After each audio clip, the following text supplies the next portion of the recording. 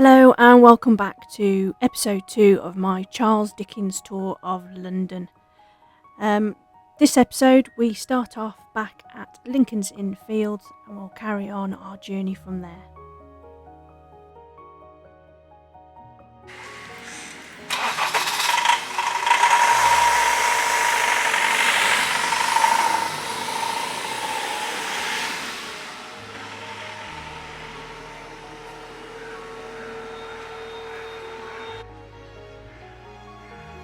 The building with the marquee in front is Lindsay House. This building dates back to 1641 and is known as Lindsay House after its first owner, Robert Bertie, the first Earl of Lindsay. Dickens' friend, business advisor and primary biographer John Forster lived at number 58. Dickens based the character of Mr. Podsnap in Our Mutual Friend on Forster. Later, he used his house as the residence of Mr. Tulkinghorn, legal advisor to Sylvester Dedlock and evil blackmailer of his wife, Lady Dedlock, in Bleak House. On the 2nd of December 1844, Dickens, who had travelled especially from Italy, where he was living for a year, gave a private reading at Forster's house from his new Christmas story, The Chimes. A second reading 2 evenings later was equally successful, and thus were sown the seeds of Dickens' foray into public readings from his works.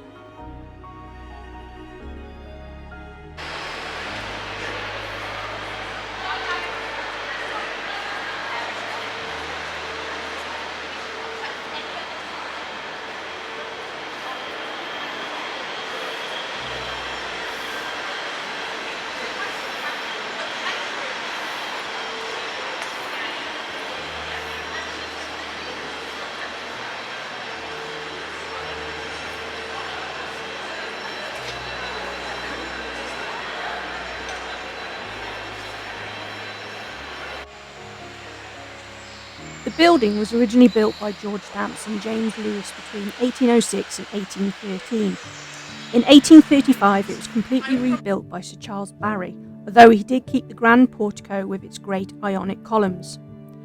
Commenting on the lawyers of Lincoln's Inn, Mr. Boythorn in Bleak House says that they should have had their necks wrung and their skulls arranged in Surgeons' Hall, for the contemplation of the whole profession in order that its younger members might understand from actual measurement in early life how thick skulls may become.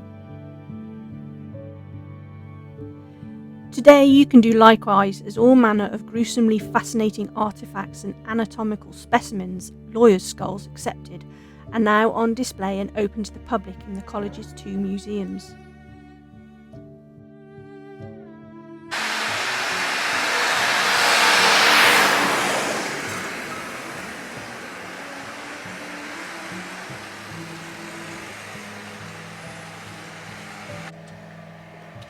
The street's namesake, Sir George Carey, led a satisfyingly colourful life filled with royal connections, daring do and theatrical goings-on, all rounded off with a delightfully sordid death. Sir George was second cousin to Elizabeth I, earning himself a knighthood in 1569 for helping to quell a Catholic rebellion against her. He later went on to defend the Isle of Wight against the Spanish Armada, though probably not single-handedly. Despite his life of art, heroics and public service, Sir George died rather shamefully of venereal disease and mercury poisoning. Hey, why die of one nasty thing when you can die of 2?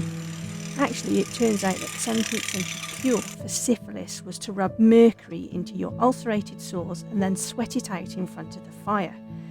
Unfortunately, there was no small print in those days, otherwise the patient might have learnt that common side effects of mercury included mouth ulcers, loss of teeth and kidney failure, so it's a bit like attempting to cure pneumonia with rat poison, or dabbing arsenic on your blisters. Despite the fact that the Seven Stars pub is more than 400 years old, one of the few London pubs to have escaped the Great Fire of London in fact, very little is known about its history. The name is generally accepted to have once been the Leg and Seven Stars, a corruption of the League of Seven Stars, which referred to the 7 provinces of the Netherlands, and this was a shameless ploy to attract the trade of Dutch sailors who had settled nearby, seafaring folk being known for their love of a tipple or 2. Of course, the Seven Stars was virtually a portside pub in those days when the Fleet was a navigable river. But where it stands now, landlocked between Lincoln's Inn, Temple Bar and the Royal Courts of Justice, it has become a popular legal haunt. Who knows what whispered stories of lurid cases have echoed around its walls, particularly back in the days when a guilty verdict often ended in a grisly death. Bell Yard is the title of Chapter 15 in Bleak House. Dickens describes Bell Yard as a narrow alleyway, and that description still holds true today, apart from the fact its right side is overshadowed by the open space alongside the mighty bulk of the Royal Courts of Justice, means that it doesn't give the appearance of being a narrow alley. It was here in Bleak House that the 4 orphan Neckett children lived in an upper room, cared for by the eldest, Charlie, who goes out to do washing jobs to support her siblings. It was also in Bell Yard that Mrs. Lovett had her pie shop at which she sold the finest and tastiest meat pies in London. The main ingredients were supplied by Sweeney Todd, the demon barber of Fleet Street, and consisted of his murdered clients.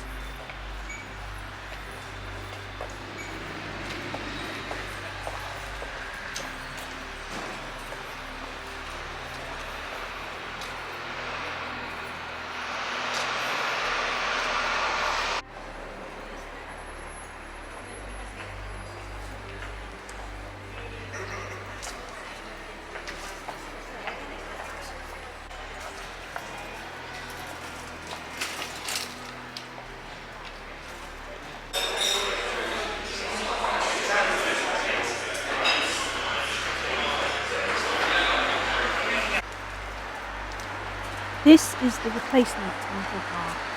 The pedestal, surmounted by a bronze dragon, marks the boundary between the cities of London and Westminster and is the point at which Fleet Street ends and the Strand begins. The statues of Queen Victoria and her son Edward as Prince of Wales are by Sir Edgar Boham, who is reputed to have died in 1890 whilst in the process of making love to Edward's sister, Princess Louise.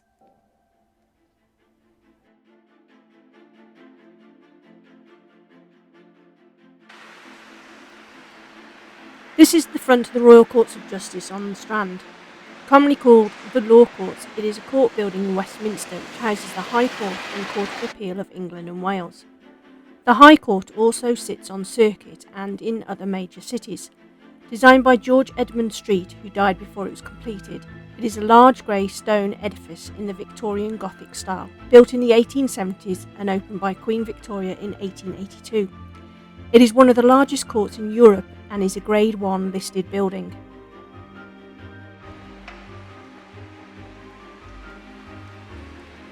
This is Middle Temple, another of London's 4 Inns of Court. Immediately, the blandness of late 20th century architecture gives way to a tranquil oasis that has been left untouched by time and progress. Elegant buildings of red brick rise up on either side of the cobblestone byway. Writing of this lovely enclave in Barnaby Rudge, Dickens had this to say: "There is yet a drowsiness in its courts and a dreamy dullness in its trees and gardens. Those who pace its lanes and squares may yet hear the echoes of their footsteps in the sounding stones and read upon its gates, 'Who enters here leaves noise behind.'"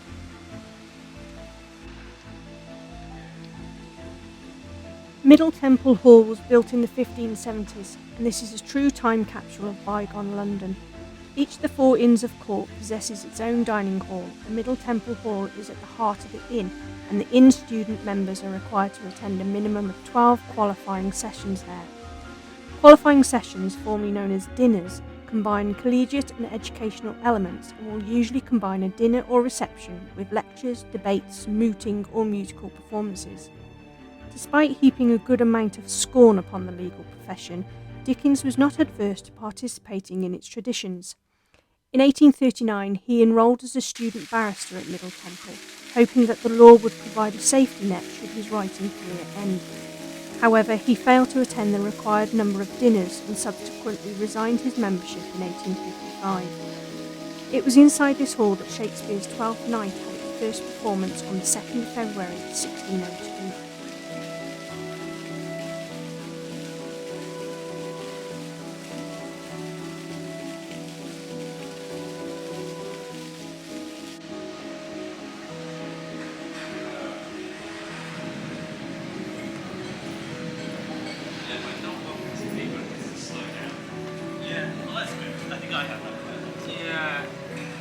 Yeah, I find that really difficult though, because they tell you to slow down, and then it's like...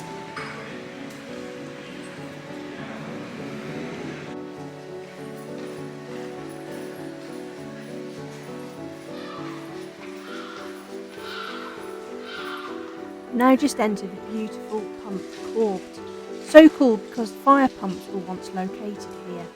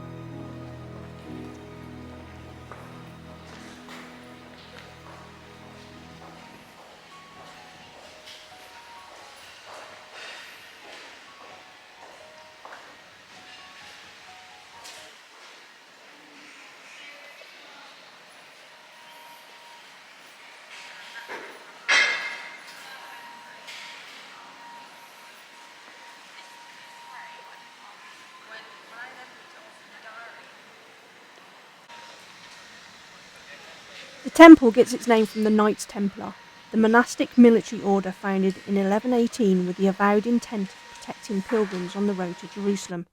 This was their London citadel, and in 1185 they built their round church, which was modelled on the Holy Sepulchre in Jerusalem. The Templars were well connected and soon became influential in the politics of the age. They quickly attracted grants of land and money as the younger sons of noble families flocked to enrol in their ranks, and by the 13th century they were one of the most powerful monastic orders in Christendom.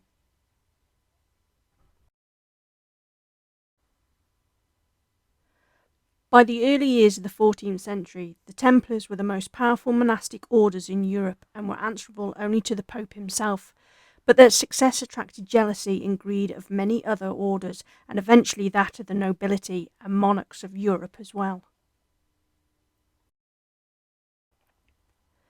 At dawn on Friday, October the 13th, 1307, with the backing of Pope Clement V, all the Knights Templars in France were simultaneously arrested by King Philip IV of France's agents. Under torture, some Templars admitted to all manner of blasphemous and indecent acts. Many of their number were burnt at the stake, and eventually in 1312 the Order of the Knights Templar was officially dissolved throughout Europe. Several modern-day fringe researchers have claimed that the order stored secret knowledge, linking them to the lost teachings of and relics of Christ, including the Holy Grail, whatever you believe that to be. In London, their round church still stands as a proud testimony to these soldiers of Christ.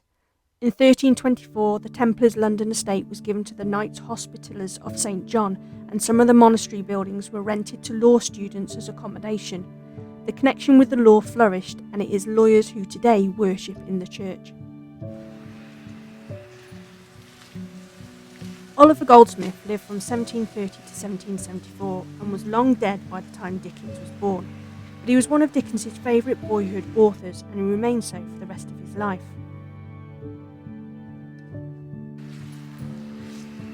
Goldsmith's only novel, The Vicar of Wakefield, was a great influence on Dickens' early work particularly.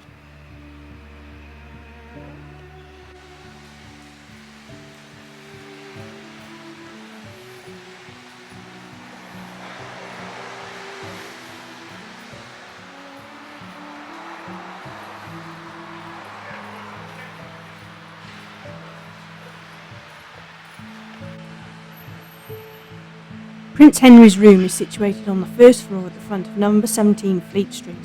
The house is one of the few surviving buildings in the City of London, dating from before the Great Fire of London in 1666. The site was once owned by the Templars, but after the dissolution of the Order of St. John, The building was rebuilt in 1610 and became a tavern called Prince's Arms.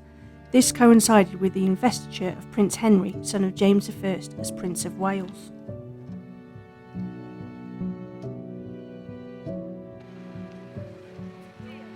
When I stood opposite St Dunstan's in the West Church, whose magnificent clock, dating from 1671, is said to have been the first clock in London with a double-sided face, and the first to have the minutes marked on the dial. The chief glory of the clock, however, lies in the two ancient giants, Gog and Magog, that wearily lift their clubs every 15 minutes and make half-hearted attempts to strike the bells.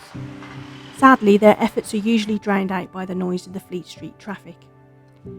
In David Copperfield, David and his aunt, Betsy Trotwood, make a special journey to witness the giants strike the bells and time their visit to catch them at it at 12 o'clock. By 1830, the old church was demolished and the clock sold to the Marquis of Hertford, who re-erected it at his house in Regent's Park. Over 100 years would pass before, in 1935, the clock was returned.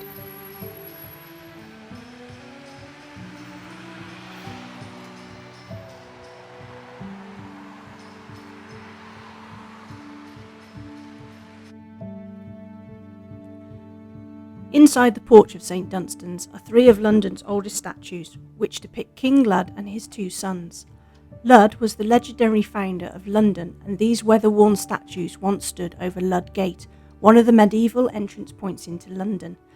Ludgate Hill, the road that runs down from St Paul's Cathedral, commemorates it, until it was taken down in the 18th century. These statues now lie abandoned and forgotten in this quiet recess away from Fleet Street. There's no pub waiting for us here at 185 Fleet Street. It is, however, the address where the infamous Sweeney Todd had his demon barber's shop. In the murky front windows, customers could see jars full of pulled teeth, and as they entered, a simple wooden chair would await them in the centre of the room. After closing their eyes and leaning back ready for their shave, the trap door would flip the victim over and down into the deep basement beneath.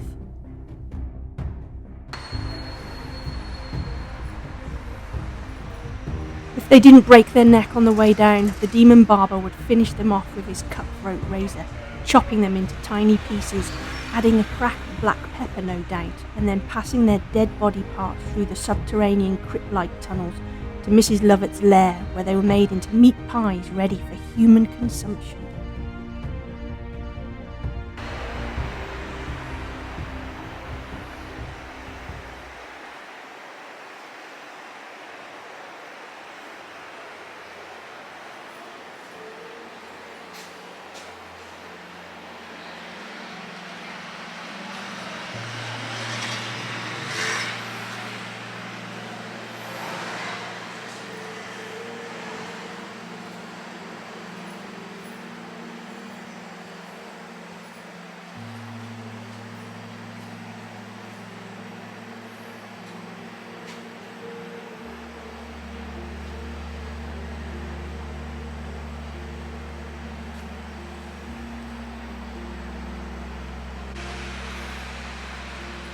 Clifford's Inn is a former Inn of Chancery in London.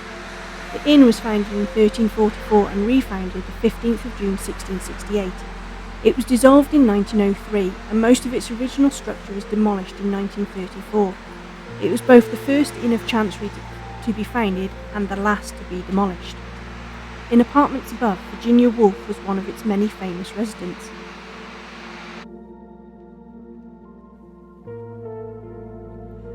The neighbourhood of what had been the small village of Holborn evolved into habitations, i.e. hostels or inns, which over time became known by the name of their respective landlords. Inns of Chancery developed around the Inns of Court, establishing their name and ultimate purpose from the Chancery clerks, who used these buildings not only as accommodation, but as offices from where to draft their writs. Since the Middle Ages, education at one of these inns has been considered the customary step to becoming a barrister. Therefore, a student or pupil entered one of the Inns of Chancery. The land on which Clifford's Inn remains situated was granted to Lord de Clifford on 24th February 1310, and it is from his family that the inn derives its name.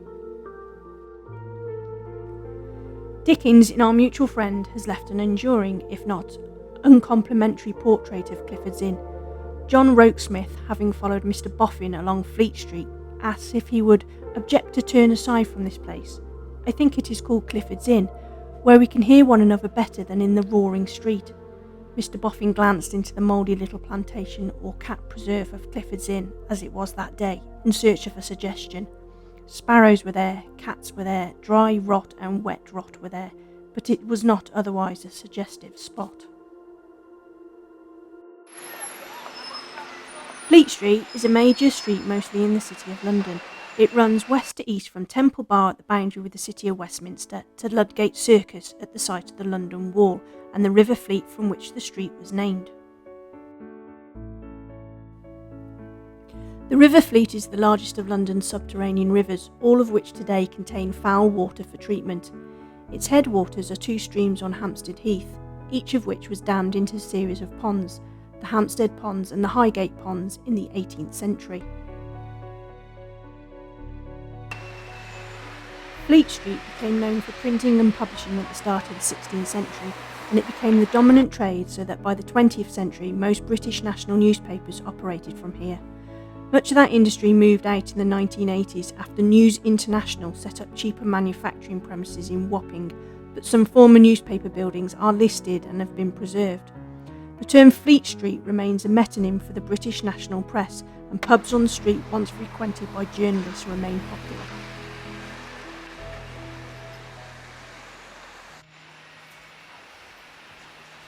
Ye Old Cheshire Cheese is a Grade II listed public house. It was rebuilt shortly after the Great Fire of 1666. The pub is known for its literary associations, with its regular patrons having included G.K. Chesterton, Oliver Goldsmith, Alfred Tennyson, Sir Arthur Conan Doyle, P.G. Wodehouse and Mark Twain. Agatha Christie wrote that her fictional detective Hercule Poirot dined with a new client at the Cheshire Cheese in her 1924 story The $1 Million Bond Robbery, adding a description of the excellent steak and kidney pudding of the establishment. Dickens too was a regular, and the table to the right of the ground floor restaurant's fireplace is said to have been his favourite place. This is believed to have been the pub that Dickens had in mind when, following Charles Darnay's acquittal on charges of high treason in A Tale of Two Cities, Sidney Carton invites him to dine.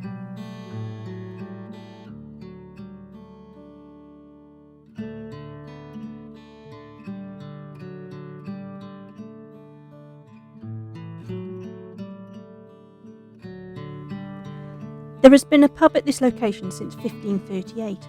While there are several older pubs which have survived because they were beyond the reach of the fire, or like the Tipperary on the opposite side of Fleet Street because they were made of stone, this pub continues to attract interest due to the lack of natural lighting inside. The vaulted cellars are thought to have belonged to a 13th century Carmelite monastery which once occupied the site.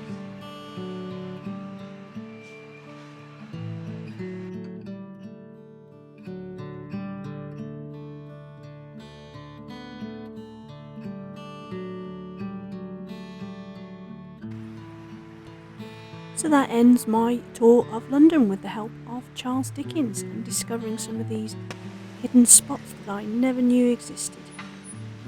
Once again, thank you very much for watching. As always, stay safe. Please leave me a comment if you liked or didn't like these videos, and remember to hit that thumbs up button and click subscribe as well if you'd like to see some more.